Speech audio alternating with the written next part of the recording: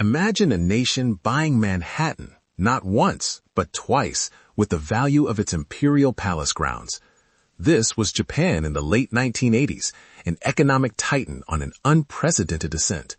Property prices skyrocketed, stock markets soared to dizzying heights, and a wave of national pride, bordering on hubris, swept across the archipelago.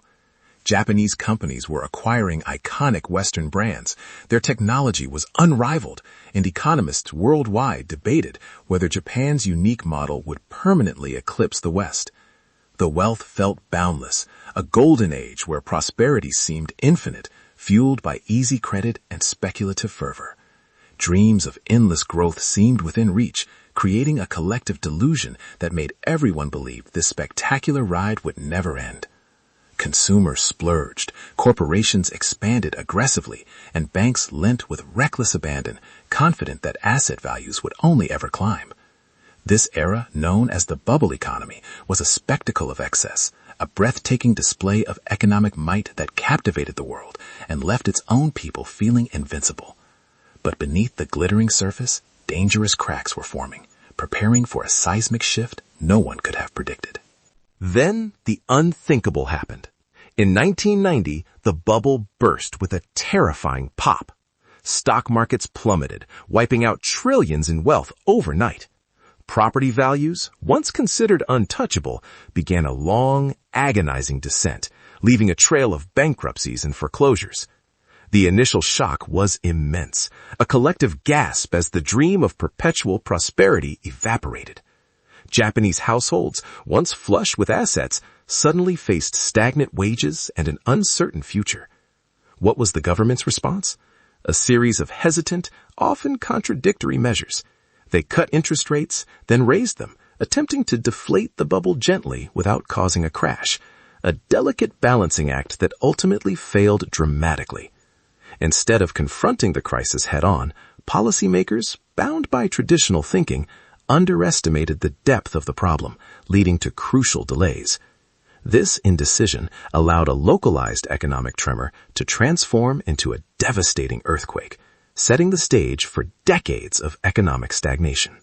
As the confetti settled from the bubble's demise, Japan found itself trapped in an insidious new enemy, deflation.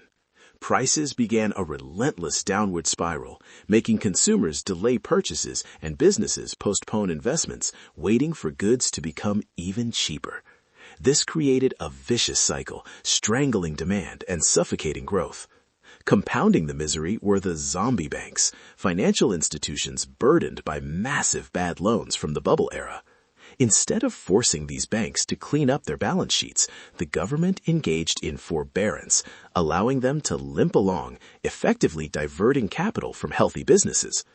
This regulatory paralysis created a credit crunch, starving innovative companies of funding while propping up unproductive ones. The Bank of Japan, accustomed to fighting inflation, found itself in uncharted territory, struggling to ignite demand with conventional monetary tools. Japan became a cautionary tale, a rich nation seemingly unable to escape its self-made economic prison.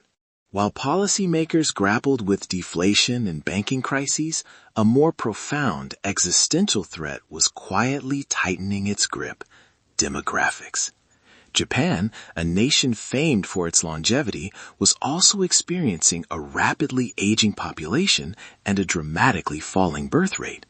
This wasn't just an abstract statistic. It meant fewer workers to support a growing number of retirees, a shrinking domestic market, and a severe strain on Social Security and healthcare systems. The vibrant energy of its youth began to wane, replaced by an increasingly risk-averse society.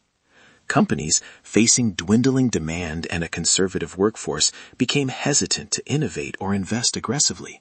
Instead of dynamic growth, the focus shifted to preservation and stability. The lost decades transformed from a cyclical economic downturn into a deep-seated structural challenge, fundamentally reshaping the nation's economic potential and societal fabric, leaving a once dynamic economy wrestling with its own demographic destiny. So, what lessons can the world draw from Japan's long, arduous journey through its lost decades? The story serves as a stark warning about the perils of asset bubbles, the dangers of regulatory procrastination, and the insidious grip of deflation. It highlights how failing to decisively address economic crises can lead to decades of stagnation, even in a highly developed nation. For other aging economies, Japan's demographic struggle offers a chilling preview of challenges to come. While Abenomics in the 2010s attempted bold monetary easing, fiscal stimulus, and structural reforms, its long-term success remains a subject of intense debate, demonstrating the difficulty of reversing such deep-seated trends. Japan's experience reminds us that economic prosperity is never guaranteed, and that political will, adaptability, and decisive action are crucial to navigate the complex currents of the modern global economy. Its struggle continues to resonate, offering invaluable insights for nations striving to avoid a similar fate.